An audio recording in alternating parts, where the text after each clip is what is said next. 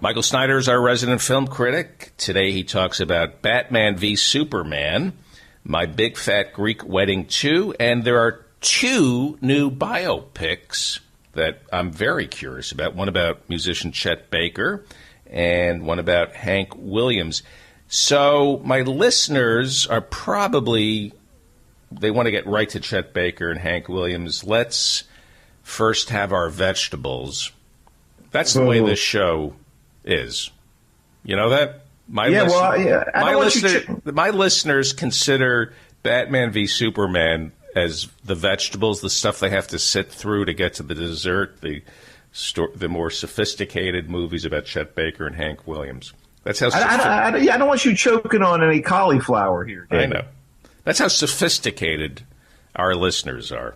So let me ask you about My Big Fat Greek Wedding, because Andrea Martin is in that, and I saw the trailers. Now, Andrea Martin, who is a friend of this show's, she is perhaps, well, I don't want to be too effusive. Let me just say this. This woman is on that Hulu series, Mean People, with Julie Klausner. Yeah. She's going to get another Tony for Noises Off. She won a Tony for Pippin like a year ago, and then she has another Tony, and she is hosting the Canadian Oscars. And this woman, Andrea Martin, is absolutely incredible. Absolutely incredible. So please tell me My Big Fat Greek Wedding 2 is fantastic and that she is amazing in it.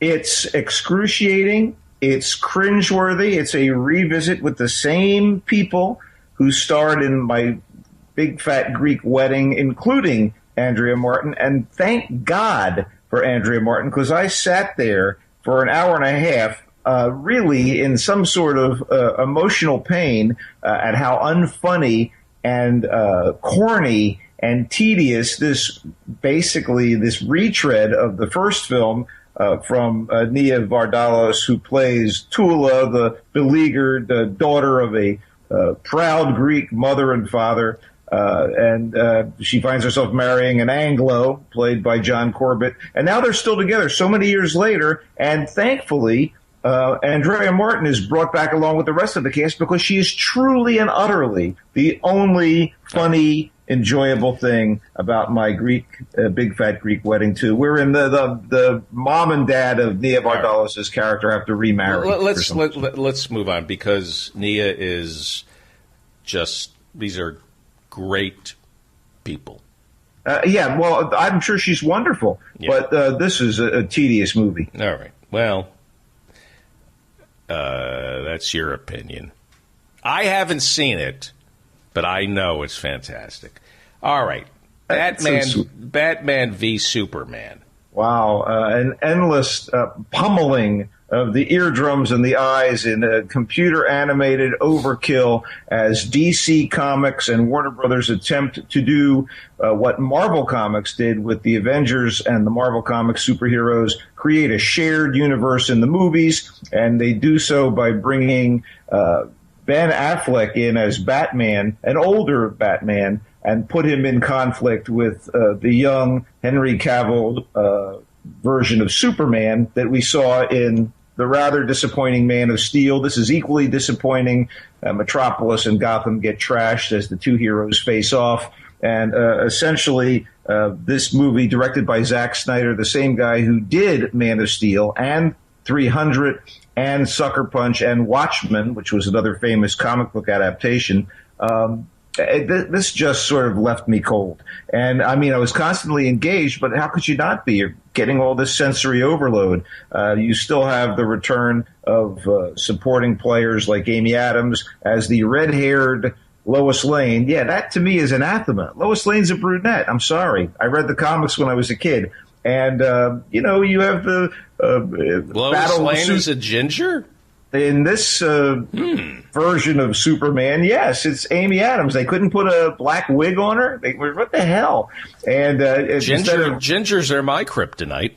Oh, I love them as well. Hey, listen, my redheaded league, Karen Gillan and other fine actresses who were brought to the absolute apex by their red hair. Their Do red you tresses. remember Bobby Slayton? This is like, I don't know, this must have been 25 years ago before he was married. 30, I don't know. He had a ginger for a girlfriend. And he got into trouble because they were having the relationship wasn't lasting. She was a ginger, and he referred to her as Bozo the Crotch. Yeah, I'm very aware of the woman, and I actually am loath to use her name in this conversation. I remember her. But, this thing is meant to launch a Justice League series of films, much like Iron Man and Thor and the rest. Captain America launched the Avengers for Marvel, but this is so dark and so grim and like needlessly gritty. And I'm not real crazy about the third act where all these different monsters are introduced. And may I say that as good an actor as Jesse Eisenberg is, the young actor who played the lead role in The Social Network as Mark Zuckerberg, imagining him as Lex Luthor was impossible, and he tried to do the impossible, convinced me that he was Lex Luthor, but the delivery was pure Mark Hamill's version of the Joker from the Batman animated series. I mean, it's a strange amalgam of misery, darkness, fear of immigrants because Superman's an alien, and like kaboom, constant kaboom. There were moments, but and by the way, Ben Affleck, pretty damn good as Bruce Wayne the Batman, and Jeremy Irons pretty good as Alfred the Butler, who is a little more hands-on and kind of a techie in this version of the story. Good. One more note. Gal Gadot, an Israeli actress, plays Wonder Woman, who's introduced in this film as well. Talk about an overstuffed turkey. But she is great. And that makes me excited for a Wonder Woman film that apparently will span the generations from World War I to today. I really feel that might be worth seeing. But this was, like my Big Fat Greek Wedding 2, the sort of sequel that I shrug at. Okay. Chet Baker.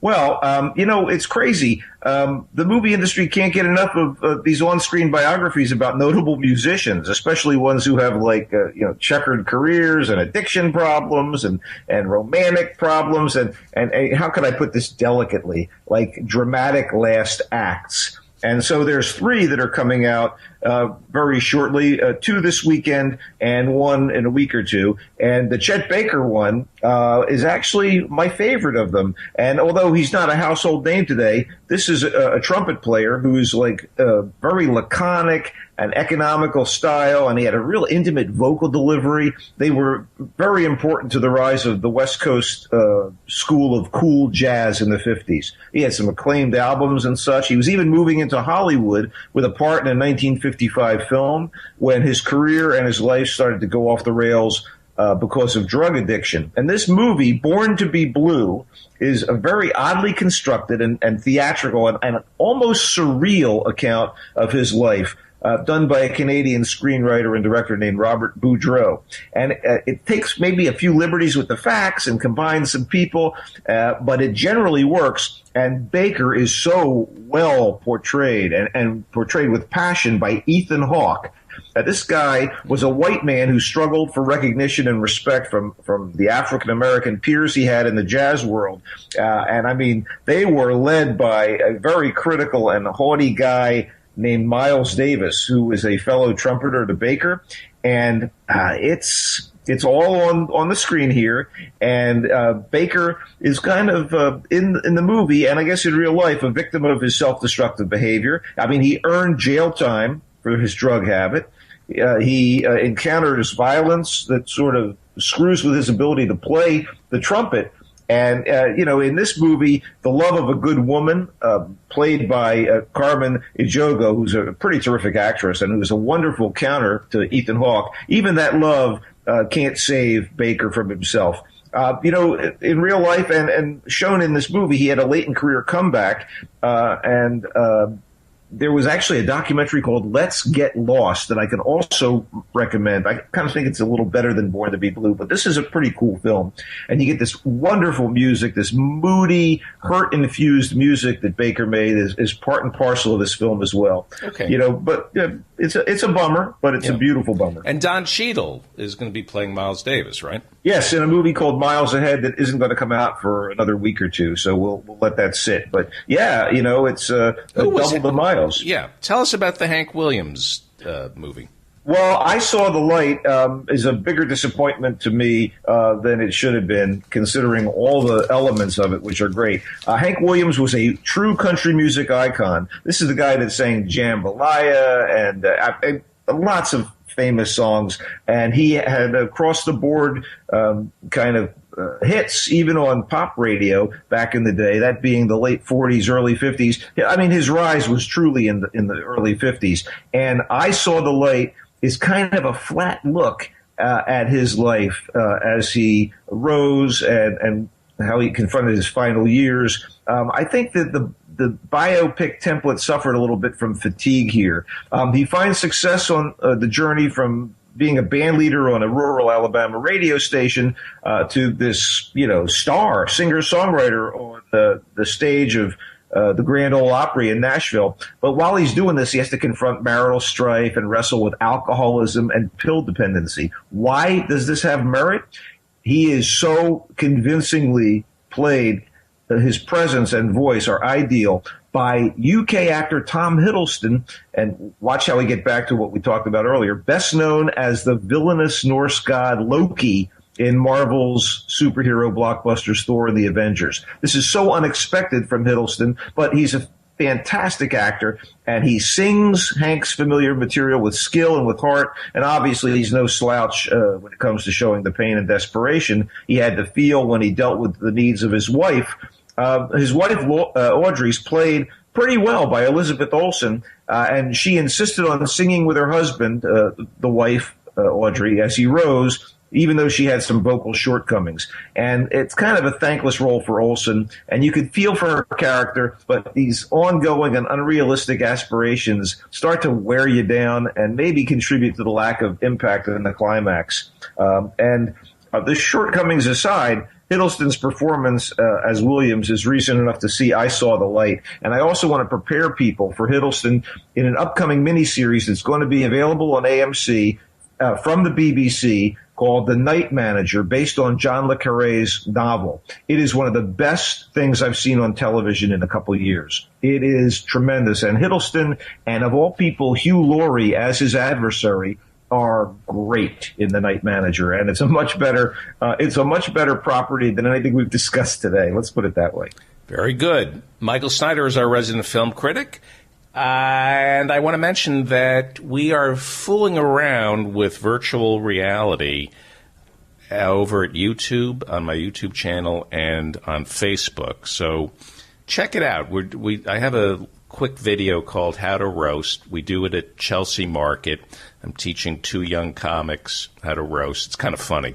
And it's in 360. You kind of either, if you're looking at it on your phone, you do the virtual reality thing with your glasses or the cardboard glasses, or you can move the phone and you can see the Chelsea Market in 360, or you can just use your index finger and literally put it on the screen and spin and rotate what's in front of you. Kind of interesting.